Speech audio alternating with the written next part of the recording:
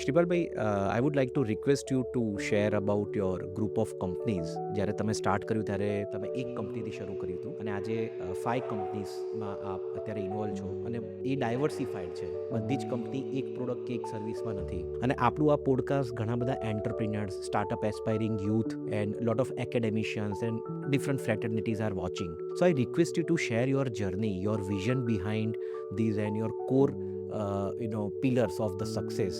વેલ, અમારી 5 કંપનીઝ છે. એમાંથી 2 કંપની જ્વેલરી ફિલ્ડમાં છે. એક કંપની અમે મેટલ્સના બિઝનેસમાં છીએ. એક અમે બિલ્ડ કરી રહ્યા છીએ અત્યારે, જે કેટલિસ્ટ બનાવવાનું કામ કરશે. અને એક મારી ડિજિટલ સોફ્ટવેરની કંપની છે. Okay, why to diversify? I always say કે તમારી પ્રોડક્ટ્સ ડાયવર્સિફાય કરવી જોઈએ. The reason is very simple. એક એન્ટરપ્રેન્યોર છે, બિઝનેસમેન છે. As a Gujarati, we are entrepreneur, we are businessman. So we have to keep on building businesses. તમે જ્યારે business build કરશો ત્યાં તમને ખબર પડશે કે નવા ચેલેન્જીસ શું આવે છે, નવી વસ્તુ શું આવે છે, અને એમાંથી તમે શીખતા રહેશો. મને એક બહુ સિમ્પલ વસ્તુ ખબર પડી છે કે કોઈ પણ બિઝનેસના પ્રિન્સિપલ્સ તો સેમ જ હોય છે, ખાલી પ્રોડક્ટ બદલાય છે. જેમ એકાઉન્ટિંગના પ્રિન્સિપલ્સ વર્લ્ડ વાઇડ સેમ છે, એમ બિઝનેસના પ્રિન્સિપલ્સ પણ વર્લ્ડ વાઇડ સેમ જ છે. એટલે તમે ડાયવર્સિફાય કરો. ડાયવર્સિફિકેશનમાંથી તમને નોટ ઓનલી તમે ઓલ્ટરનેટ સોર્સ ઓફ ઇન્કમ ઊભો કરો છો, but you also go different fields, different ways, અને દેન યુ સી કે ક્યાં ગેપ છે.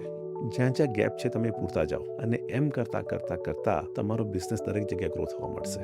કે તમારી પાસે સોલ્યુશન માઇન્ડસેટ હશે તો તમે સોલ્યુશન શોધી અને એક દિવસ પરફેક્ટલી કોઈ પણ વસ્તુ બિલ્ડ કરી શકશો. અમારી જ્વેલરી કંપની છે, અત્યારે અમારી મેઇન બિઝનેસ છે, જે કોર બિઝનેસ છે અમારો જ્વેલરી કંપનીમાં, અમે લોકો આ જ માઇન્ડસેટ સાથે કામ કરીએ છીએ કે માર્કેટમાં ગેપ શું છે, માર્કેટમાં રિક્વાયરમેન્ટ શું છે, ત્યારે સક્સેસ ઓટોમેટિકલી મળે છે.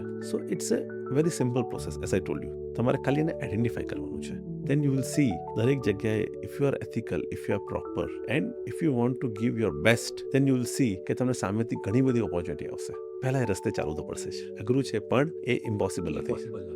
અને એ ઇનિશિયલ લેવલે જ અઘરું છે, પછી તો કોઈ વાંધો નથી. હું મારી કંપનીની વાત કરું તો મારી કંપની એસ્ટાબ્લિશ કરવા માટે અમે પહેલા વર્ષે કદાચ 50,000 કિલોમીટર્સ ડ્રાઈવ કર્યું છે. શોરૂમે જઈને અમે માલ બતાવતા હતા અને માલ વેચતા હતા. આજે એ સિચ્યુએશન છે.